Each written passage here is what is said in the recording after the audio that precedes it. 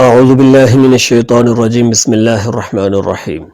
نحمدہ ونصلی علی رسولہ الکریم۔ آج ہم جس موضوع پہ بات کریں گے، آج کا جو ہمارا مسئلہ ہے وہ ہے کہ عورت کے زیر ناف جو بال ہیں ان کے کاٹنے کا کیا طریقہ ہے اور ان کی شرعی حدود کیا ہیں۔ اس سے پہلے ہم نے ایک ویڈیو میں بات کی تھی کہ زیر ناف بالوں کے کاٹنے کا جو مسئلہ تھا وہ مردوں کے حوالے سے تھا، اس کا لنک اوپر موجود ہے، اگر آپ دیکھنا چاہیں تو آپ وہ ویڈیو دیکھ سکتے ہیں۔ آج کا جو ہمارا مسئلہ ہے وہ عورتوں کے متعلق ہے کہ عورتوں کے جو زیر ناف بال ہیں ان کے کاٹنے کا کیا طریقہ ہے اور ان کی شرعی حدود کیا ہے۔ دیکھیں، زیر ناف بال جو کاٹے جاتے ہیں یہ فطرت انسانی بھی ہے، اور انسان کے اندر اللہ تعالیٰ نے فطرتی طور پہ کچھ چیزیں ایسی رکھی ہیں کہ جیسے یہ زیر ناف بال ہیں تو ان کا کاٹنا اس لیے بھی ضروری ہے کہ انسان کے طبی لحاظ سے بھی یہ انسان کے لیے ضروری ہے۔ اس میں ایک تو یہ ہے کہ جیسے کہ انسان کو جو ہے وہ ایڈز وغیرہ کی بیماری لگتی ہے، تو اللہ تعالیٰ نے اس کے اندر ایک یہ بھی حکمت رکھی ہے کہ جو لوگ مسلسل جو ہے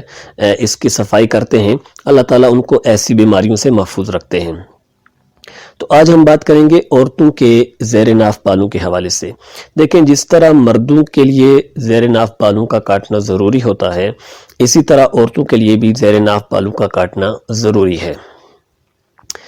آپ صلی اللہ علیہ وسلم نے جو ہے اس کا حکم بھی فرمایا ہے، اور یہ ملت ابراہیمی سے چلا آ رہا ہے، اور یہ فطرت انسانی ہے۔ کچھ چیزیں ایسی ہیں جو اسلام سے پہلے بھی، جیسے کہ ابراہیم علیہ السلام کے دور سے، ابراہیم علیہ السلام کے دین کے اندر جو چیزیں بیان کی گئی ہیں ان میں سے ایک یہ ہے کہ جو زیر ناف بالوں کا کاٹا جاتا ہے یہ بھی اس میں شامل ہے۔ جہاں تک عورتوں کے زیر ناف بالوں کا مسئلہ ہے تو اس میں عورتوں کے لیے جو افضل ہے وہ عورتوں کے لیے بالوں کا اکھیڑنا افضل ہے۔ جس طرح مردوں کے مسئلے میں یہ ہے کہ ان کے لیے مونڈنا افضل ہے، اور اس میں مختلف چیزیں استعمال کی جا سکتی ہیں، جیسے جو ہے اس میں ریزر وغیرہ یوز کیا جاتا ہے، جس میں یا بلیڈ وغیرہ یوز کیا جاتا ہے، تو یہ ساری چیزیں مونڈنے کے حوالے سے ہیں۔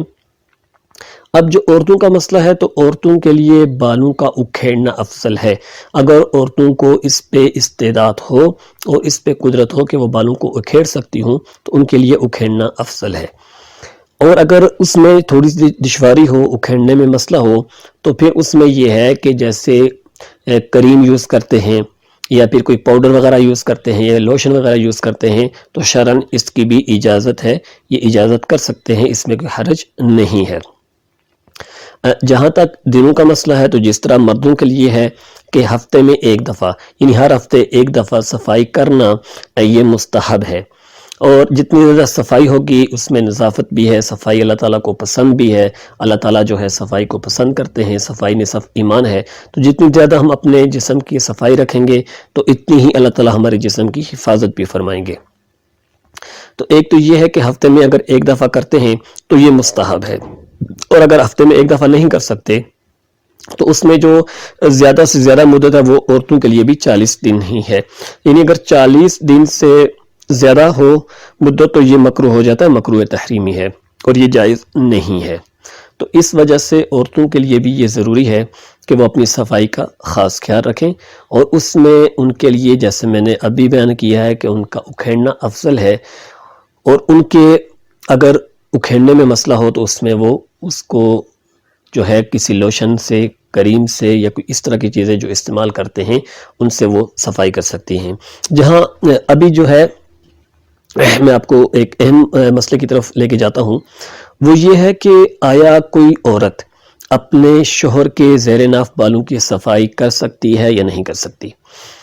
اس میں یہ ہے کہ اگر کسی کا شوہر بیمار ہو اور اس کے زیر ناف بال صفائی کرنے میں مسئلہ ہو، وہ خود صفائی نہ کر سکتا ہو، تو شرعاً بیوی کے لیے اپنے خامند کے زیر ناف بالوں کی صفائی کرنا یہ جائز ہے، اس میں بھی حرج نہیں ہے، بیوی اپنے خامند کے زیر ناف بالوں کی صفائی کر سکتی ہے۔ تو یہ عورتوں کے حوالے سے یہ تھا کہ عورتوں کے زیر ناف بالوں میں جو ہے کن کن چیزوں کی رعایت رکھنی چاہیے۔ حدود کے بارے میں جیسے میں نے مردوں کے بارے میں بتایا تھا کہ اس میں کوئی حدود متعین نہیں ہے، اس میں جو سامنے زیر ناف کس کو کہتے ہیں؟ جو ہماری جو ہے سامنے والی جگہ ہے اس جگہ کو صاف کرنا۔ اس میں ایک مسئلہ یہ ہے کہ اگر پیچھے کا جو حصہ ہے جو دوبر کا حصہ کہلاتا ہے، آیا پیچھے جو بال ہوتے ہیں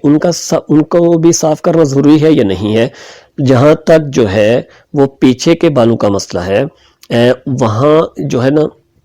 اس میں فقہ کے اندر کہیں بھی یا شرع جو ہے کہیں بھی یہ مینشن نہیں ہے کہ جو پیچھے کی طرف سے صفائی کی جاتی ہے۔ ہاں اگر کسی کو استنجا وغیرہ کرنے میں مشکل ہوتی ہو تو اگر اس کو یہ طاقت ہو یا قدرت ہو ان بالوں کو صاف کرنے کی تو ان کو صاف کر لینا، اس میں کوئی حرج نہیں ہے۔ لیکن ایسے بالوں کا صاف کرنا یا اس طرح کی کوئی بھی جو ہے وہ چیز